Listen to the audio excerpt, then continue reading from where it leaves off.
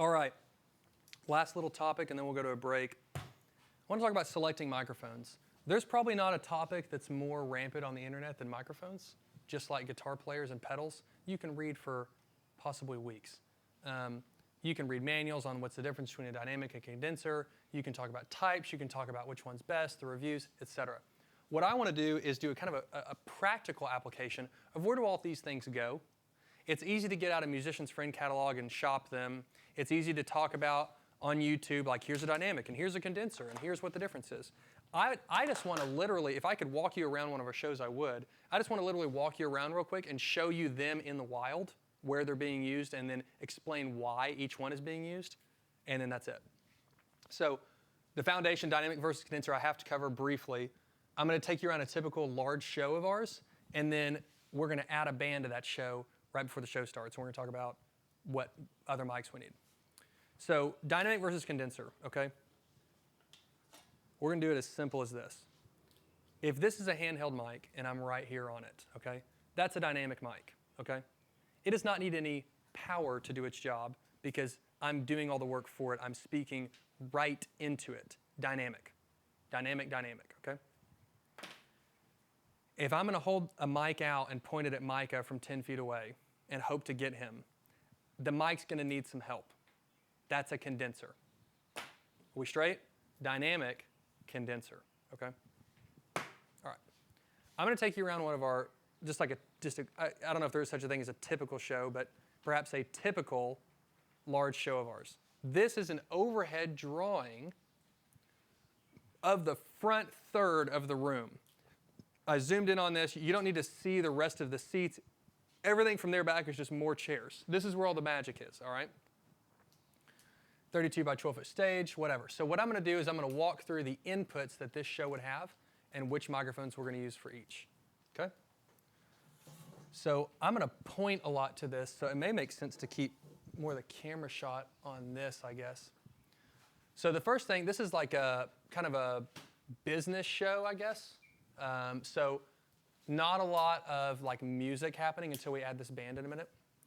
But every show pretty much is going to need a handheld mic. It's pretty much always going to need one. It's pretty much always going to need to be wireless. Handheld because you can grab, anybody can grab at any point. A lav, you've kind of committed, but a handheld anybody can grab. Handheld, dynamic mic, wireless. Let's say we're going to put, average show like this, we're going to put 8 of those on the stage, okay? We're going to put all the receivers in a rack back here, and then we're going to cable that in and off we go, okay? 8 handheld mics, that's first things first. I think everybody gets what that is. I'm not going to spend a lot of time on it. We cool? Wireless handheld mics. But there's more than that. We have a few presenters who want a lav. They want to be able to be wireless and not use their hands and walk around. So we're going to do 4 lavs on the same stage. They're also wireless. I'm wearing one. They transmit to the same spot, cable in. Handheld dynamic. Lav is, trick question, dynamic or condenser? Lav. Condenser, okay? It's a condenser. It's really close, but it's a condenser, okay? Condensers typically need fan and power, except when it's wireless, it's a trap. The pack does it for you, okay? Handhelds and lavs. That gets us done on stage, but you'd be mistaken if you thought that's all that we needed on this show, okay? We're going to add a couple more mics. Not many, but a couple more. Main ones we're going to add, or we're going to do more handhelds out in the audience because they're going to ask questions of the audience at some point. So we're going to put maybe one in each of these 3 aisles. So we've got 3 handhelds in the audience.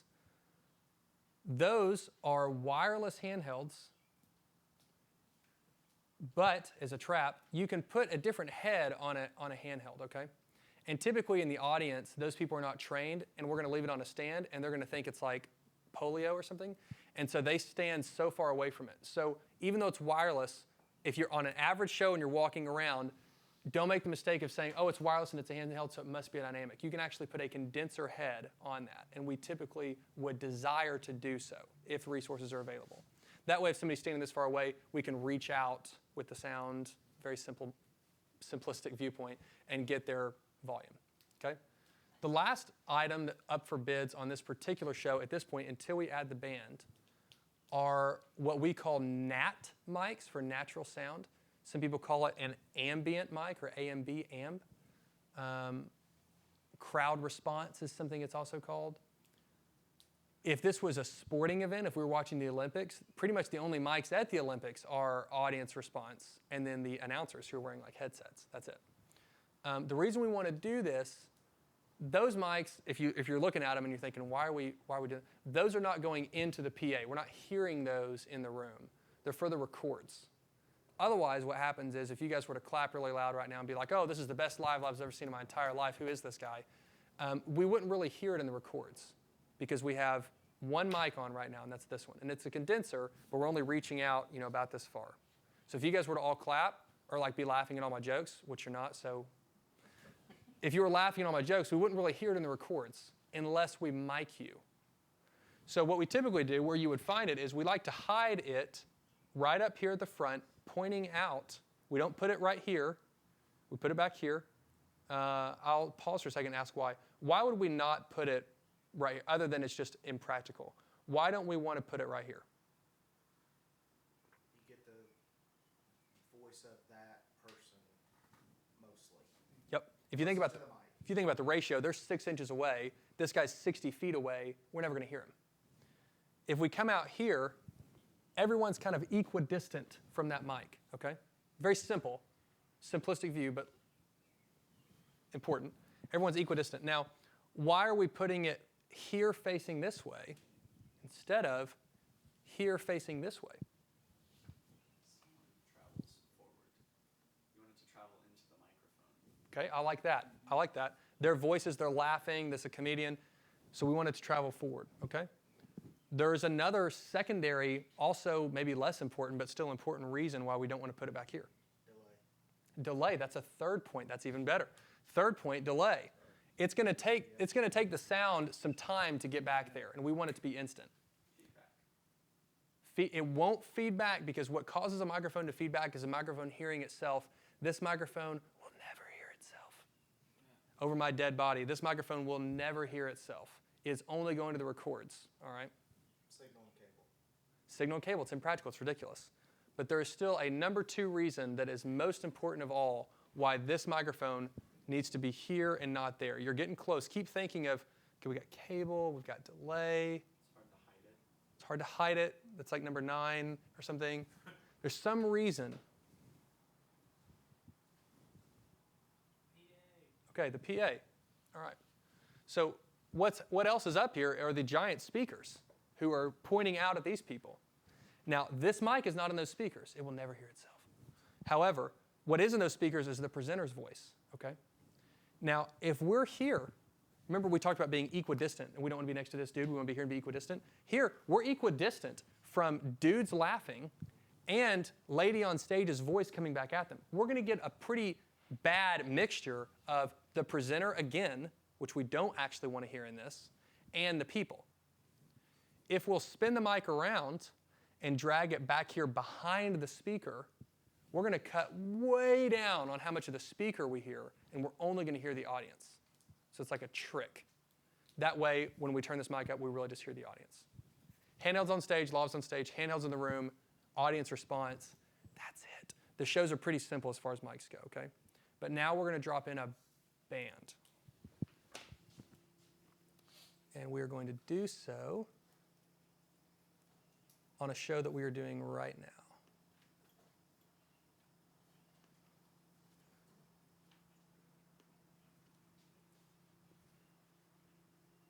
This particular band has a tombstone next to the drums. We don't need any mics for the tombstone. Okay, here's the stage plot of this band. We got Joe, Chase, Zach, and Ryan. This is typical of stage plot. You get this from bands. Here's all the stuff up there. We need to mic all this stuff, okay? Unless the band is playing in this room, in which case we can probably hear all that stuff, except the vocals. So we need to mic all these things. So I'm going to walk us around mic choice very quickly because, again, a lot of this is on the internet. But I want to walk us around real quickly and talk about why we choose them and why. Down here, by the way, we have their input list, which tells us the mics that they would like us to use, which in this case is the models that I will give them because I'm going to take good care of them. The kick is a Shure Beta 52. These are models you could like Google later if you want to jot them down, whatever.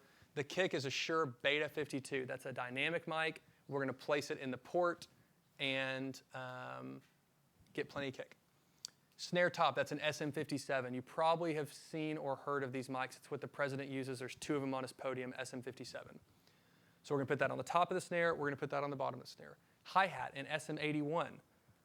That looks kind of like this. It's really long and skinny. It's a condenser mic. Very ironic choice considering we're 3 inches away from something extremely loud.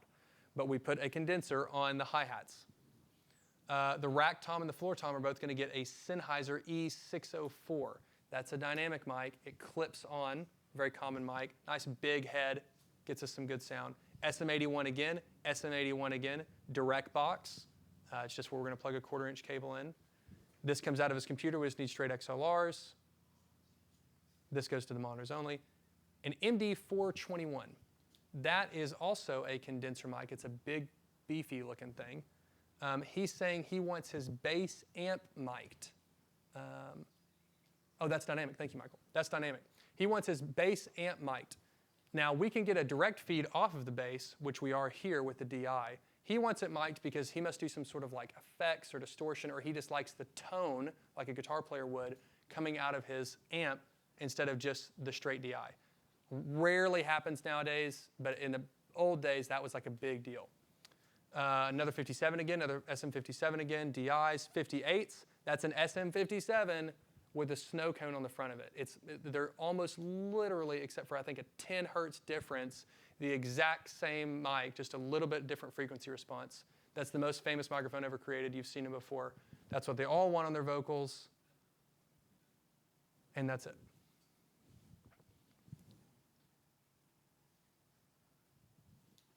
I went through that really quickly. I'll pause for a second and ask, does anybody have any questions about where those mics go, why we chose those mics, alternatives to those mics? I'll open up for questions. I'll ask you, we have a handheld mic in here that Michael will hand to Trey.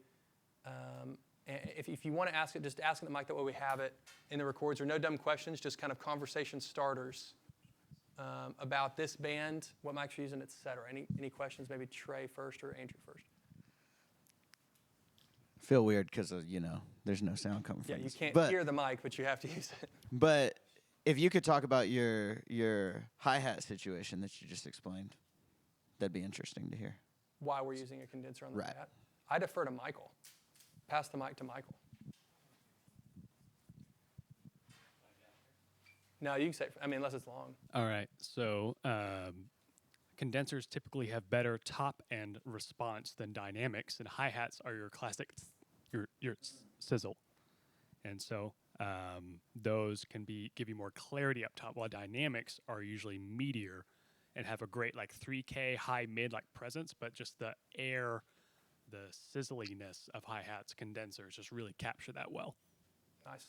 Great question. Great answer.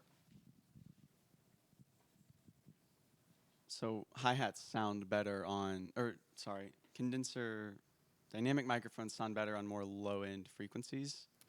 I would say that's a little bit dangerous. I'll say this about a dynamic.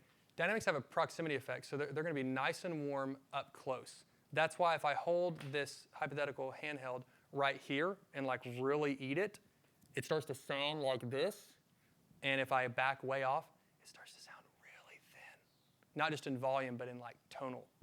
So that's why we're going to put a dynamic on the kick way up close, because we're going to kind of take advantage of all the meat we can get out of it.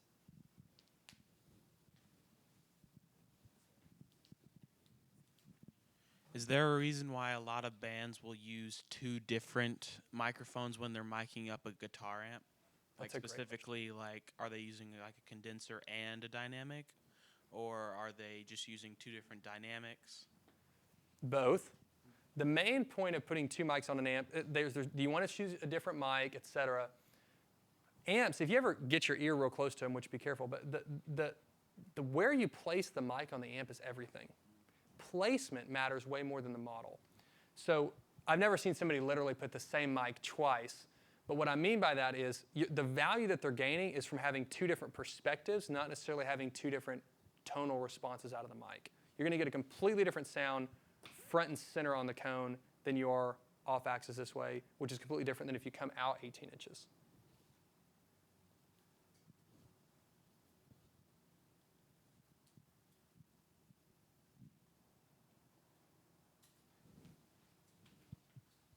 Okay, cool.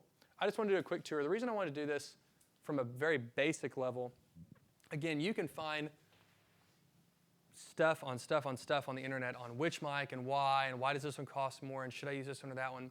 But I literally wanted to equip you guys at the basic level on if we walk in this show and I say, let's get some stuff out, you could say, well, I know we're going to need this many of this. I know we're going to need this many of this. You can walk around and place them just like we place lights, and then you can start running signal from them to where we're going. That was really the basics of what I wanted to cover on mics and microphone selection. I think that's it for me. We'll wrap it up and we'll go to a break.